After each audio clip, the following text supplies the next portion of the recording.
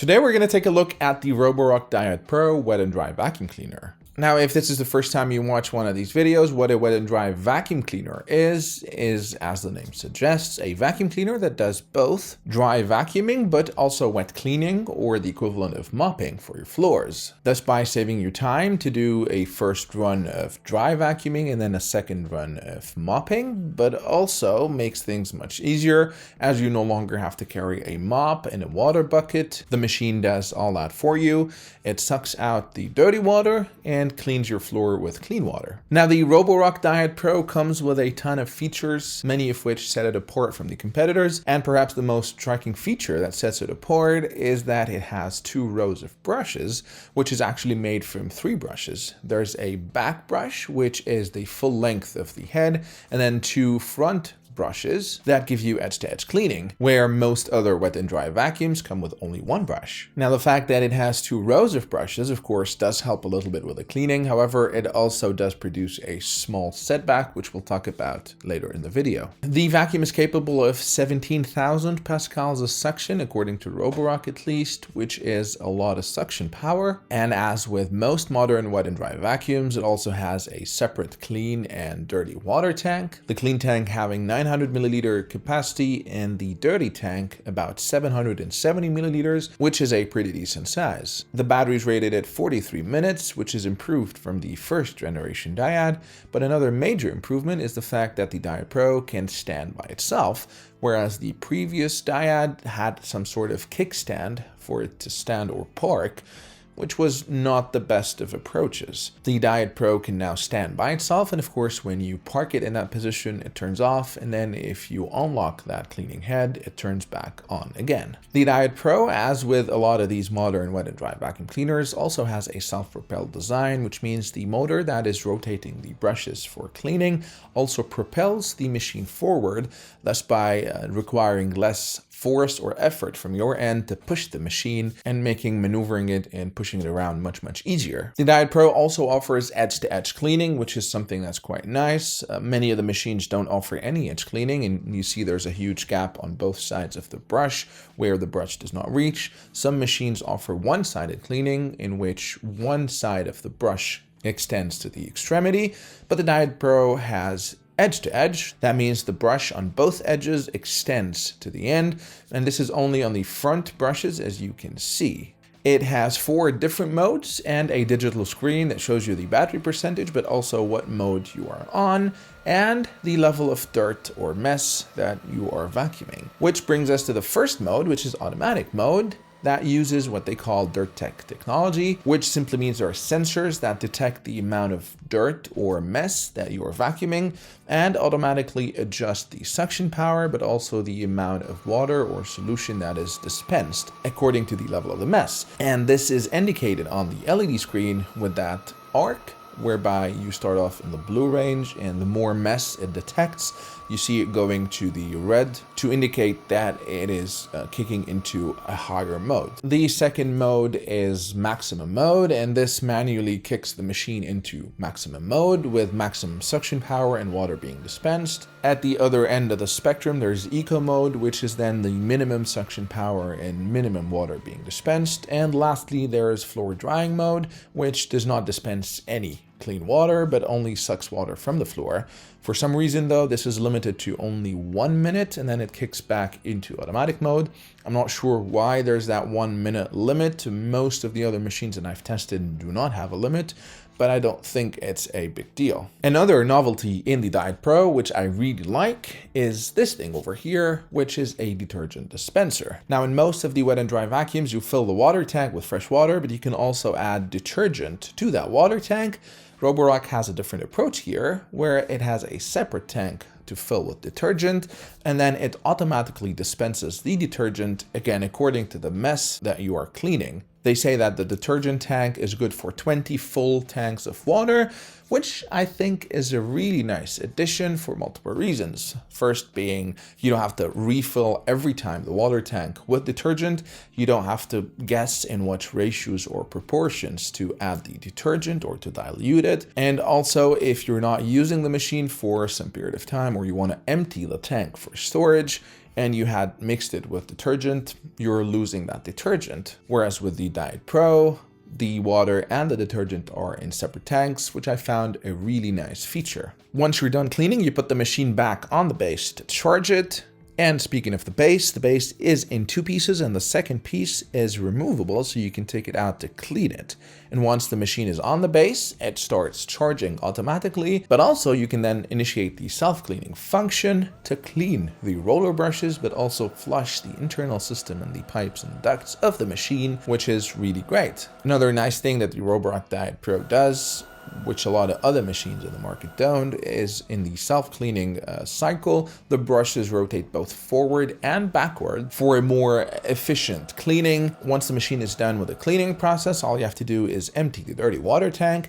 And here again, there's a really nice feature which I find missing from some of the other models, like the Dreamy H12 Pro, which I did a review of, and if you haven't seen that, you can click on the link up top to see it. And that feature is a kind of a filter in the dirty water tank to catch the solid debris, which I think is very important. So if you've been cleaning the house and you've sucked up a lot of solid debris as well, at the end you don't want to dump the solid neither in your sink nor in the toilet. So with that filter, what you can do is pour that dirty water tank into the filter. It will catch all the solid debris, which you can then dispose of in a garbage can, and then empty the water in your toilet or in your sink. And lastly, in yet another really nice feature, once the self-cleaning is done, the machine kicks into drying mode, which dries the roller brushes to avoid bad odors and potentially mold on your brushes. Well, there's actually one more thing that the Dyad Pro does really well, and that is its app. So the machine has Wi-Fi connectivity, and while I found the Wi-Fi connectivity or the app connectivity in a lot of the competitors more of a useless gimmick, I think Roborock did a really good job with the app, which looks really nice, has a lot of really nice animations, but also it allows you to do a lot of customizations to the machine. So in the app, you can do a lot of things. You can change the mode from the auto to the max or the eco mode or the floor drying mode, which is not that useful as you can press the button on the machine to change the modes.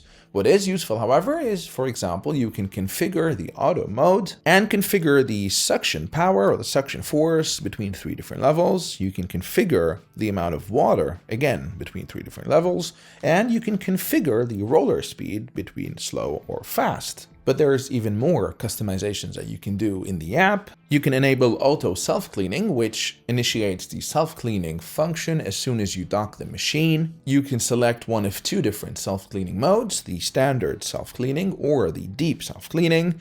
You can select auto drying on or off. You can also have the machine automatically starts after you unlock the cleaning head, which is also nice. And you can select the duration of the solid drying and specify how many hours you want it operating for, or select a schedule for the drying and indicate at what time you want it to start. You can also see the cleaning history as well as the usage of the filter and the roller. And you can update the firmware of the machine, which is nice, and this means that Roborock can optimize and even introduce new features with time. When the machine is on the charging base, you can select Balance Self-Clean or Deep Self-Clean. You can start it right away or schedule that. And you can also select between silent drying or fast drying, with, of course, silent drying taking much longer to dry, but then it's almost whisper quiet, and fast drying kicking off the fan at higher speeds, so it's a bit louder, but it is faster as well. However, here there's a small disclaimer on the drying, which I'll get to later in this section of what I don't like about the machine. Now let's talk about the performance of the machine. In my tests, the Roborock Dyad Pro handled everything I threw at it with ease. For the first test, I put some ketchup on the floor and I left it out for 12 hours to dry out. While it did take a few passes to get all of that dried out mess out, the machine was able to get it all out. And as you can see, it did a good job at getting very close to the edge as well. I also drizzled some honey on the floor and also left it out for 12 hours to dry. And with one pass, the machine got all the honey out. And it took a few more passes to get all the stickiness out, but afterwards the floor was completely clean and not sticky at all. I put some cornflakes on the floor to see how well it deals with slightly larger debris. No issue, in one take it got all of them out. And then I put some milk and cornflakes on the floor And again, it got them out with one pass. Now here you will notice a small streak in the middle, and this is because of the front brushes, where you have two small ones on the left and the right, and there's a small gap in between the brushes, which when you're cleaning larger messes does get a bit dirty and does leave a streak on the floor. The same thing happened when I threw thick blue cheese dip on the floor. It got it out all with one pass. However, you see there is that streak in the middle. Of course, you need to run another pass and it's gone, but that is one disadvantage of that design of the two small brushes. The other disadvantage is that that is something you would need to clean on the bottom of the machine, that little gap between the brushes, whereas with other vacuums you don't normally have that, and it's one less thing to clean. But all in all, I think it performed really well in all of the messes that I threw at it. Which brings me to what I liked about the machine. Let me start off with the brushes. So the fact that you have 2 rows of brushes, I think is better for cleaning, is you have more surface area being cleaned. However, there is that inconvenience of that gap in between the 2 front brushes, which leaves that streak and gives you one more thing to clean. I really like how the app is made and the amount of customizations that it allows you to do. However, it is a bit lacking in a few things, which I'll get to in the next part of what I did not like about the machine. The machine is very easy to maneuver. I actually thought it would be more difficult with those 2 brushes, and it looks a bit clunky and heavy, but it was one of the easiest to maneuver. It's very lightweight. It's about 4.8 kilograms, but because of the self-propelled design and the fact that you have 2 rows of brushes, it makes maneuvering the machine and pushing it forward very easy, very seamless, and very fluid. Also, the head is very agile. It swivels really easily and has a larger angle of swivel, which makes cleaning with this a joy. It also has pretty good clearance to clean under furniture. Now, all of these cannot go down very low because then you risk spilling from the water tanks. But for a wet and dry vacuum, it has pretty good clearance and you're able to clean under some of your furniture. I really like the fact that it has that separate detergent tank, which means I don't have to worry about the ratios or refilling the detergent every time I fill the water tank. I fill the detergent tank once and it lasts me for weeks, if not months, which is really nice. And I also really like the filter in the dirty water tank, which captures the solid debris, and the fact that they designed it in that scoop shape, which lets you pour the dirty water into the filter and it catches everything solid. And that is also one of the features I really liked. Lastly, I always like when a wet and dry vacuum has a drying function, because this means you avoid any mold or bad odors, especially if you live in a humid environment or somewhere you don't get a lot of sun, where air drying would take a lot of time. Now, one of the inconveniences of drying is in some machines, it's quite loud. In some of them, like the Proscenic F20, which I also did a review of, it takes 6 hours to dry and it's quite loud. So you can imagine having a loud sound for 6 hours every time you use the machine. That's not really great. What I love about the Dyad Pro, they have silent drying, and in fact, it's very, very quiet. If you take a few steps from the machine, it's barely audible.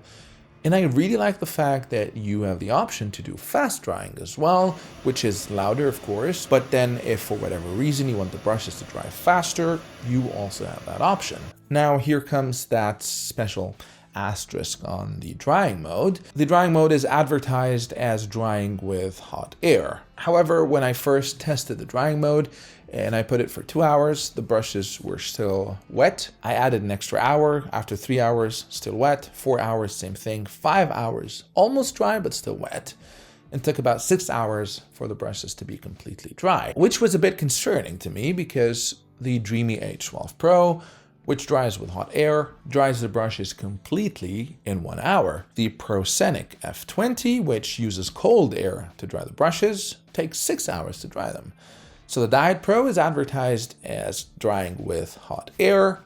It doesn't make sense that it takes 6 hours for the brushes to dry. So I reached out to Roborock to inquire, and I was a bit disappointed in the response and how they handled the situation. So their initial response was that the Dyad Pro does not use hot air, it uses warm air to protect the brush and the bristles, which I can understand. And then they said, while it is warm air, when it passes through the cold and wet brushes, you might feel that it is cold air, but it's actually warm air. To that, my response was, well, I did not rely on my sense to say that it's actually cold air. I used an infrared thermometer, but then to double check, I also used a food thermometer with that needle to check the temperature of the air that's coming out. It was around 20 degrees, which is in no means hot air, but not even warm air. So I replied back with that information, and their response was, well, the Dyad Pro relies on the flow of air to dry the brushes, which is problematic because it is advertised clearly as hot air. Even the animation on the app when you're drying shows you what looks like hot air, that red-orange air, which indicates it's hot air. The website and the manual clearly state it's hot air. So I again replied back, giving them the benefit of the doubt, saying, well, you advertise this as hot air. Maybe I have a defective unit, but then they did not reply. So I replied back, and I was even transparent and said, I'm a tech YouTuber. I'm doing a video review of the Dyad Pro. But again, before I say anything that is wrong, I'm again asking, could this be a defect with my model or not? They still did not reply.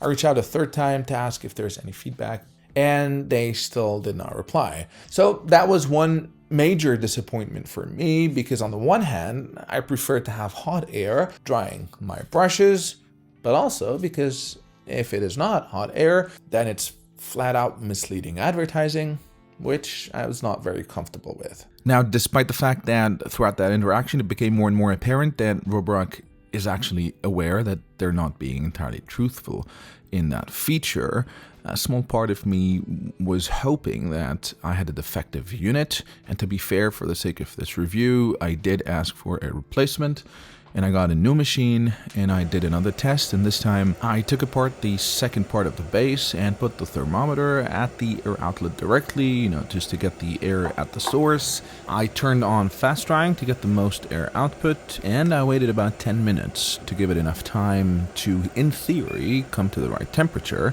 And I measured that temperature, and as you can see, the temperature was around 21 to 22 degrees, which again is not hot air. The Dreamy H12 Pro, on the other hand, which also dries the brushes with hot air, dries them at a temperature of 45 degrees, as you can see. Now that is what I would call hot air, but also the brushes dry completely in about 30 to 40 minutes, and they come out all warm and toasty. Now, another thing I did not like, and I also talked about this a bit, is those two rows of brushes where you have the gap between the two front brushes and it leaves a streak, but also requires you to clean it. Also, the cleaning head with the brushes is a bit high. It still can clean under your baseboards, but it is higher than your average wet and dry vacuum. And one of the areas where it could not clean is under my closet, whereby other wet and dry vacuums like the Dreamy H12 Pro, as you can see, was easily able to go under them, but the Dyad Pro was not able to. So that's one thing I had hoped that the Dyad Pro would have had, a bit lower clearance so that it can go more easily under things. Also, not a big fan of how the Dyad Pro looks. It doesn't look bad by any means, but it doesn't look good either.